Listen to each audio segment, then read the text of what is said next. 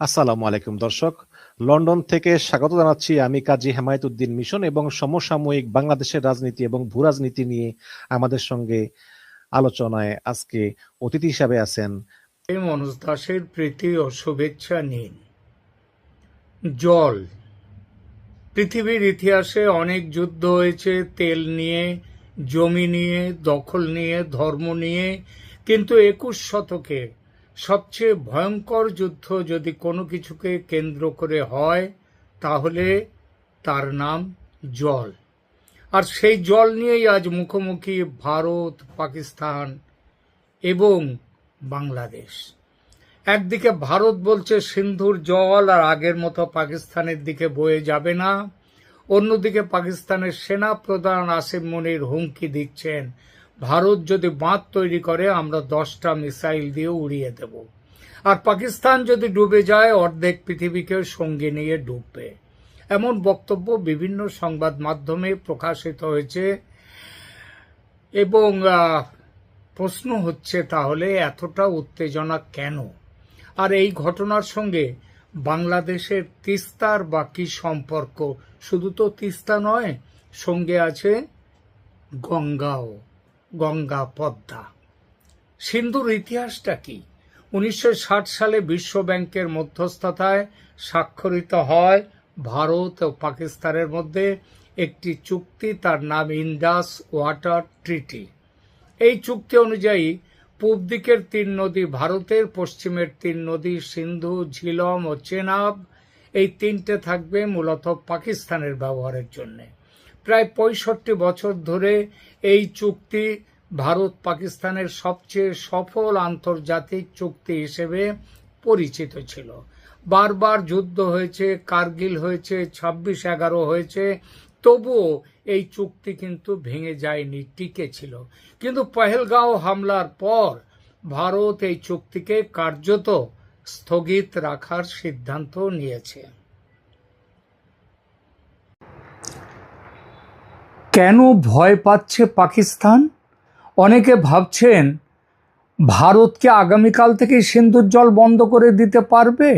উত্তর না, কারণ ভারত চাইলেও বন্ধ করতে পারবে না, কারণ প্রয়োজনীয় জলাধার ও সংরক্ষণ অবকাঠামো কিংবা পরিকাঠামো এখনো সম্পূর্ণ তৈরি হয়নি।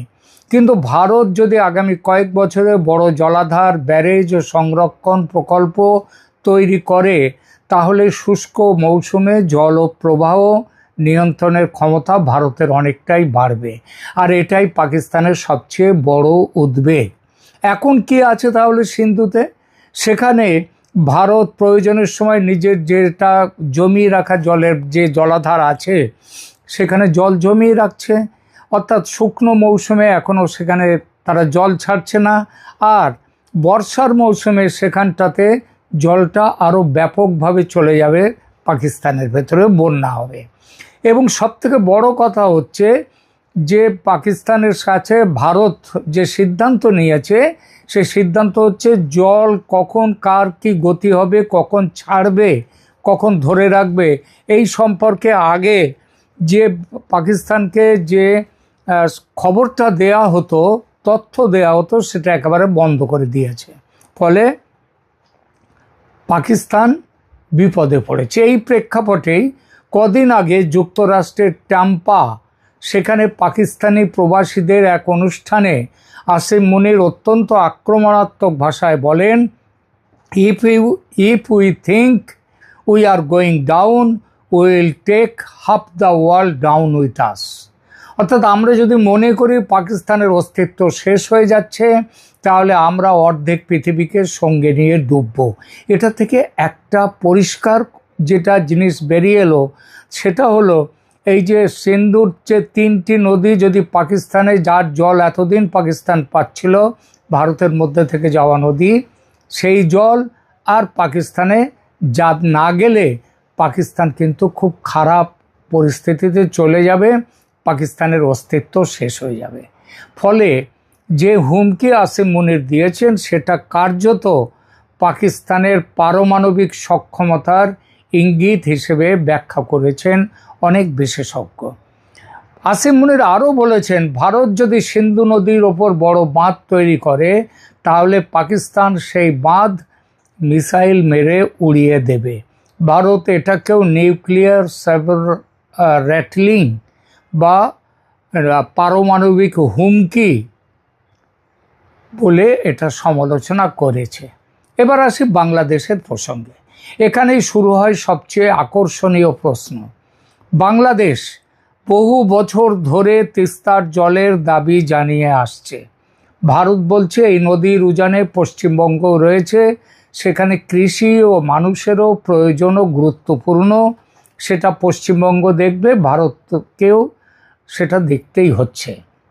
এবং 2011 সালে এই কারণে মমতা ব্যানার্জি যখন পশ্চিমবঙ্গের মুখ্যমন্ত্রী, তখন মনমোহন সিংকে বাংলাদেশের সঙ্গে তিস্তা নদীর জল বন্টন নিয়ে চুক্তি করতে দেননি মমতা বন্দ্যোপাধ্যায়, পশ্চিমবঙ্গের মুখ্যমন্ত্রী। অন্যদিকে বাংলাদেশ কি বলছে? শুষ্ক মৌসুমে পর্যাপ্ত জল না পাওয়ায় তাদের উত্তরাঞ্চল ক্ষতিগ্রস্ত হচ্ছে। এই অবস্থায় চীন তিস্তা অববাহিকায় উন্নয়ন প্রকল্পে আগ্রহ দেখিয়েছে বহু বছর ধরে। কদিন আগে তারেক রহমান চীন সফর করেছেন। তিস্তা মহাপ্রকল্প নিয়ে কথা হয়েছে চীনের সঙ্গে, যদিও কোনো চুক্তি বা মৌ স্বাক্ষরিত হয়নি, এটাই খবর। এতে ভারতের কৌশলগত উদ্বেগ বেড়েছে। সবচেয়ে গুরুত্বপূর্ণ তুলনাটা কোথায়? এখন প্রশ্ন, বাংলাদেশে তিস্তা নিয়ে চীন সক্রিয় হতে পারে, চীন সেই ইচ্ছা দেখাচ্ছে। তাহলে পাকিস্তানের সিন্ধু নিয়েও কেন চীন কোনো সক্রিয় হচ্ছে না? উত্তরটা এত সহজ নয়, কারণ দুদেশেই উজানের নদী হচ্ছে ভারত এবং ভাটিতে আছে পাকিস্তান, আবার ভাটিতে আছে বাংলাদেশ। তাহলে বাংলাদেশের ক্ষেত্রে যদি চীন সক্রিয় হয়, তাহলে পাকিস্তানের ক্ষেত্রে চীন কেন সক্রিয় হচ্ছে না?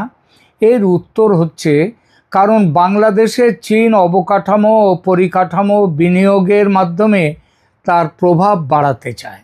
কিন্তু পাকিস্তানে চীন ইতিমধ্যেই সিপিইসির মাধ্যমে, চায়না পাকিস্তান ইকোনমিক করিডর, তার মাধ্যমে বিপুল কৌশলগত উপস্থিতি গড়ে তুলেছে।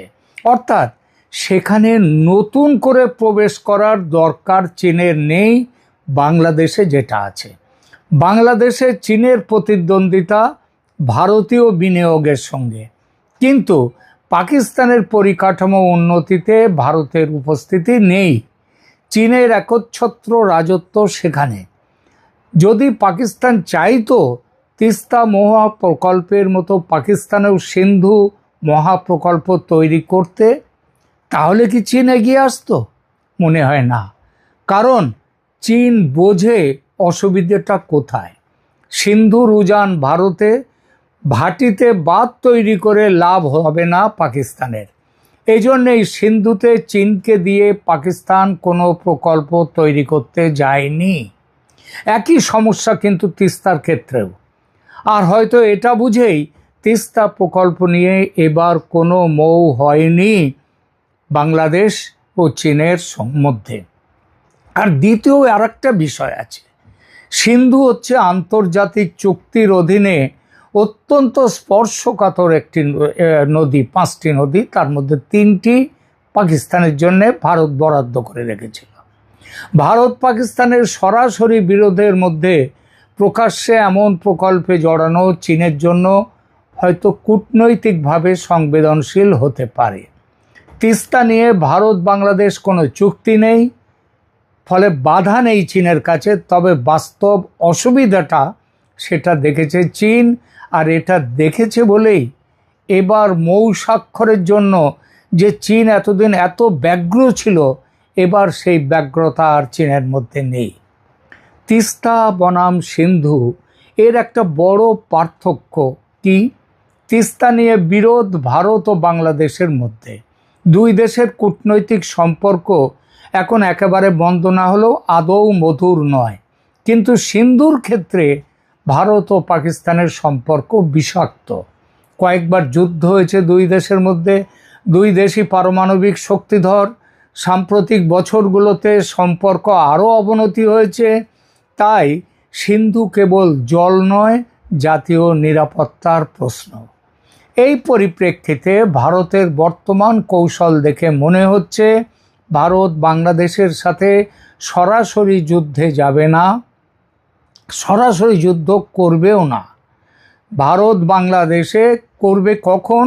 যদি দেখা যায় বাংলাদেশের তরফ থেকে ভারতে সন্ত্রাসবাদী কাজকর্ম তৈরি হয়, ভারত যদি বোঝে তার নিজের সার্বভৌমত্বের জন্য বাংলাদেশ একটা ঝুঁকি তৈরি করছে, তাহলে যুদ্ধে জড়িয়ে পড়বে ভারত, তার আগে নয়। যতদিন না যুদ্ধ হয় ততদিন জল, বাণিজ্য, কূটনীতি, অবকাঠামো, পরিকাঠামো, এই অবকাঠামো আর পরিকাঠামো এই দুটো শব্দ নিয়ে খুব সমস্যা আছে। অনেকেই ভাবেন যে শব্দ দুটো বোধহয় এক, আসলে তা নয়। কিন্তু হ্যাঁ, অনেকটাই এক, কিন্তু এর মধ্যে ফারাক আছে। অবকাঠামো হলো সেটা যে ইনফ্রাস্ট্রাকচার, যেটা দৃশ্যমান নয়, অর্থাৎ যেটা অন্তর্নিহিতভাবে তৈরি হয়, সেটা হচ্ছে অবকাঠামো। আর পরিকাঠামো হচ্ছে ইনফ্রাস্ট্রাকচারের যে অংশটা দৃশ্যমান, বাঁধ তৈরি করা, নদী তৈরি করা, সেতু তৈরি করা, এগুলো পরিকাঠামো। অবকাঠামো হচ্ছে দৃশ্যমান নয়, কিন্তু তার অন্তর্নিহিত যে ইনফ্রাস্ট্রাকচার তৈরি, সেইটাই অবকাঠামো। ইনফ্রাস্ট্রাকচার কথাটা বলতে অবকাঠামোও বোঝায়, পরিকাঠামোও বোঝায়। সব কিছুকে একসঙ্গে ব্যবহার করে পাকিস্তানের ওপর চাপ তৈরি করা, আবার বাংলাদেশের ওপরেও চাপ তৈরি করা, অর্থাৎ ওয়াটার অ্যাজ স্ট্র্যাটেজিক লিভারেজ।